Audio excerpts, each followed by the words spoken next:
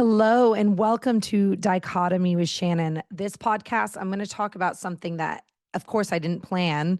It's not that I would ever want to talk about this. It's actually what I learned after losing my sister. We're going to set the scene a little bit. So, those that know me, you know what happened. And those that are finding this podcast, I'm sure you just experienced the loss and you are grieving and searching for answers.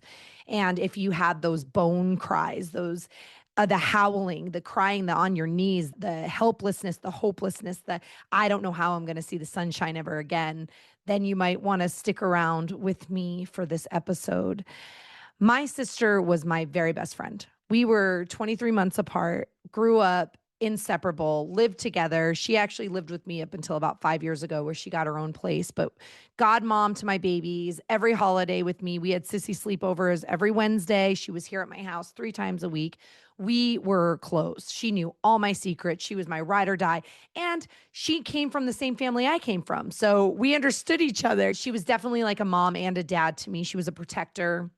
We had a little bit of a chaotic home growing up, and she definitely rose to be the big sister. She was such a blessing, an angel.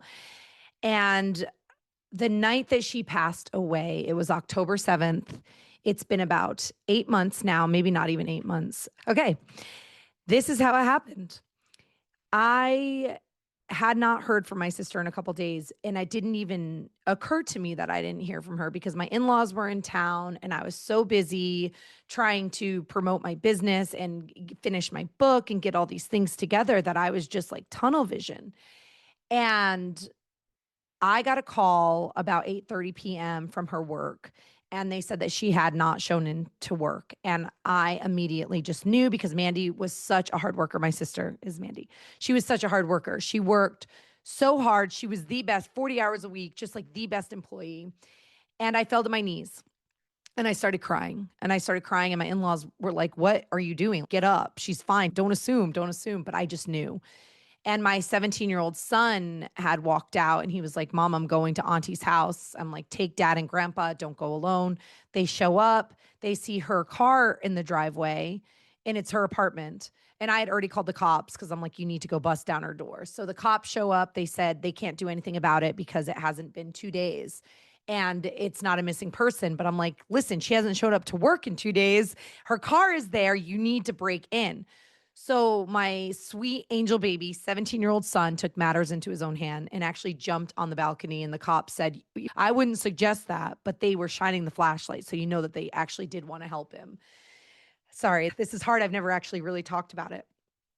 So my son had jumped in, broke through.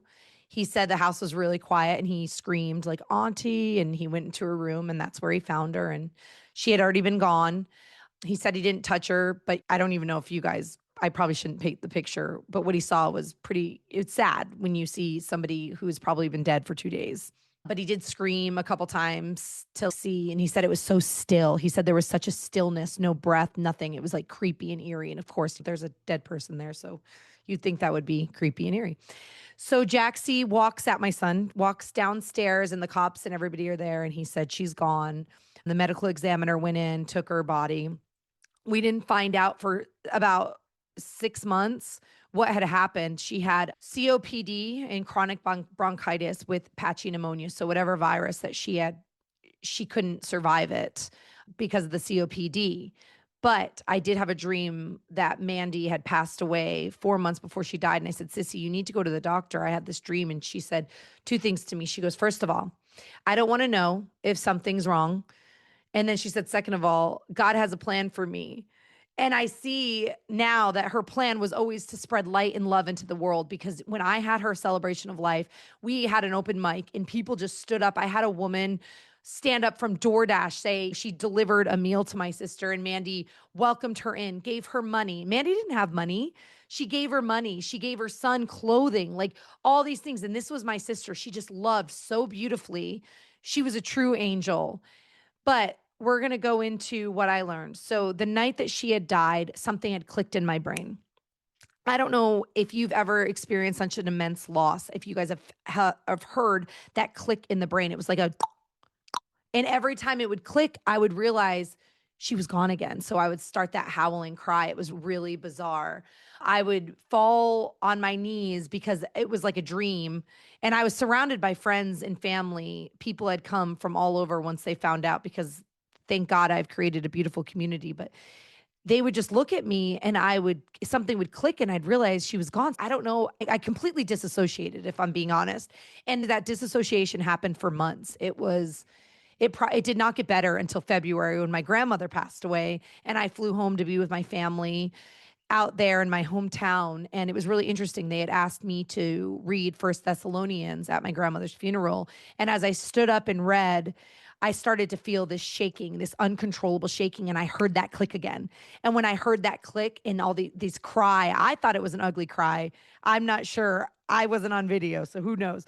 But after I sat back down in the church, I literally felt a weight lifted and my thoughts were finally my own thoughts again. So for about 6 months after my sissy passed, I was disassociated. My thoughts were not my thoughts. I was so numb. I was just trying to make sure my kids were surviving. Like I had to feed them. You can't just give up on life. You have to keep going. Life keeps moving forward. Huge lesson. Life keeps going, whether you like it or not. But it's crazy that it went even in that disassociation. And I would really like to know the science about the masks. So, big lesson. The second thing is, they tell me, you hear from everybody that death changes people. Oh, death changes people. I truly believe that death did not change me. It made me authentically who I was. So it was a remembering. The mask was off. The people pleasing was off. The being unafraid, it was no more. I just could not find myself in groups of friends that I used to hang out with or certain situations. I just couldn't do it. I couldn't wear the mask anymore. I couldn't pretend that I was comfortable in certain situations. And I also was unapologetic. I'm finally, for the first time in my life, unapologetically who I'm authentically created to be. That is huge. That is huge for somebody like me.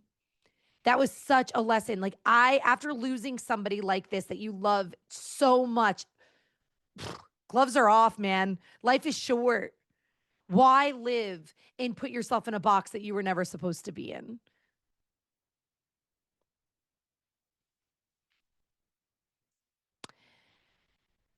I don't know how to else to articulate it. I wasn't afraid. I wasn't afraid to make people uncomfortable anymore.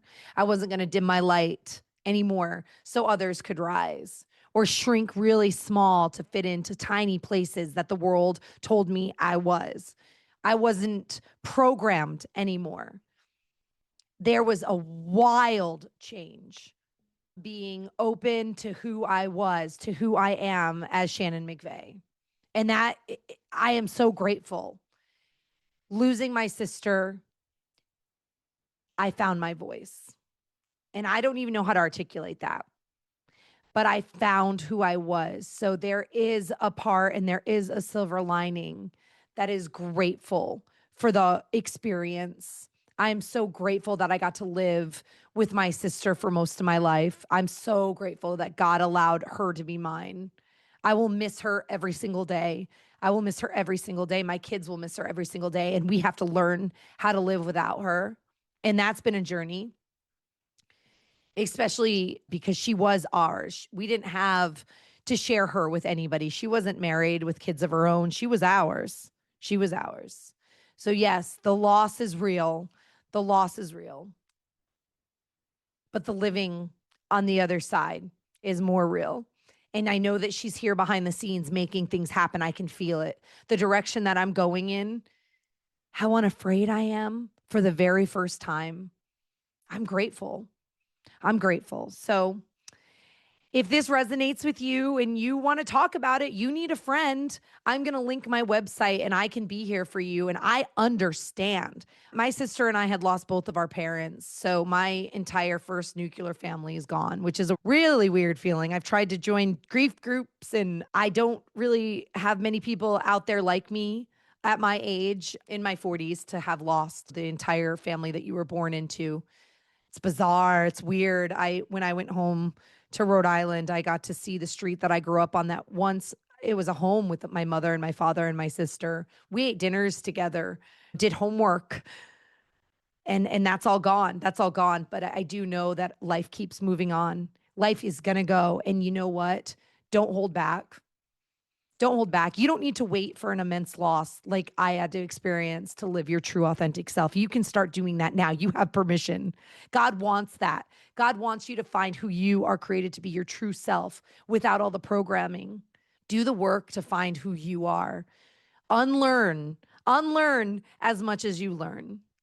And I'm here. Shannon McVeigh, Dichotomy with Shannon. We're going to have a lot to show and a lot in store. I got to learn how to edit. So that'll be fun. Hopefully, my microphone didn't shut off. And I will see you again. Thank you for listening.